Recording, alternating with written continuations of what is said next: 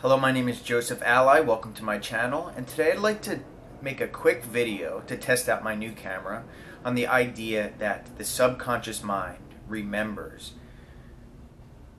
Many people, and I used to do this too, I used to think that if I forgot about the thing that I had imagined, then it wouldn't come to pass. But the thing is that that is the way to manifest. Your subconscious, the thing that you impress your imaginal acts upon, always remembers everything in your life. You ever lay in bed at night and then something pops into your head, a memory from when you were a kid, and you forgot all about it?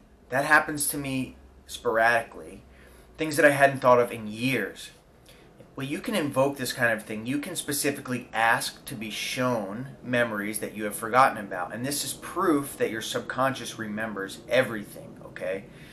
So when it comes to using this, we must know that our imagination impresses upon the subconscious mind, and the subconscious mind will manifest this or embody this into three-dimensional world around us. So when we imagine, we have to drop it after we imagine it successfully, and that is the way to plant the seed and leave it alone and watch it grow. And so this topic comes up a lot with a specific person, and there's a fear involved that if they stop thinking about the desire, then they're afraid that they're going to fall out of love, or that it's not going to happen. But this is the opposite of what is true. The things that you are capable of dropping are the things that will manifest. So I remember one time, this is it's not as it was cool, okay? It was just a proof that the subconscious mind remembers everything. So it was like a Calc 2 or 3 class or something. And generally I did very well. And I had an exam. And I got through all the questions. And there was one of the questions, it was, writing down like the inverse tangent, derivative, like the inverse tangent of something, like some long equation. And it was something that you had to have memorized, right? Like that's all these are. Some of these are patterns in math. Other things are just straight memory and then abstracting the memory to find the pattern, whatever. So, but for this particular problem, I know I had gotten all of the rest correct. I had studied pretty good, but this I knew that I did not study for. But I knew that I knew it from back, like when we first learned it. But nonetheless, there was no possible way I was going to draw that into my memory. I had no idea.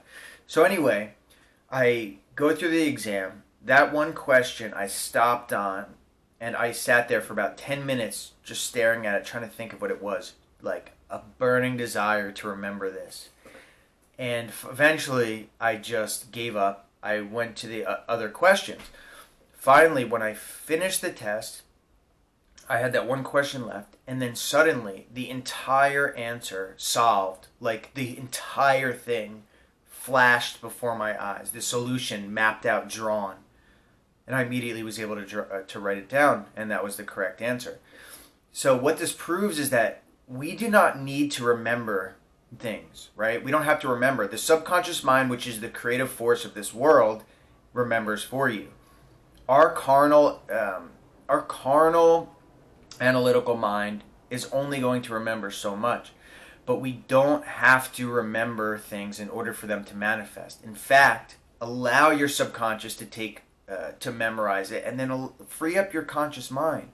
And then whenever you need the memory, ask for the memory to come up, because it will be there. And in the same likeness, that is how you are constantly creating by imagining, dropping, and then carrying on. Your subconscious doesn't forget it. It ripens and it flowers, right? There's just a gestation period between. The more you mess with it by trying to remember and thinking about your desires, the longer it takes, or it will not be planted.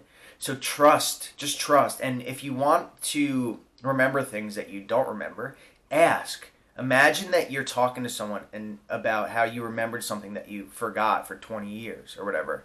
Watch what happens. You will remember things at the most unexpected time, though. You ask, and just the same with manifestations, we don't know when.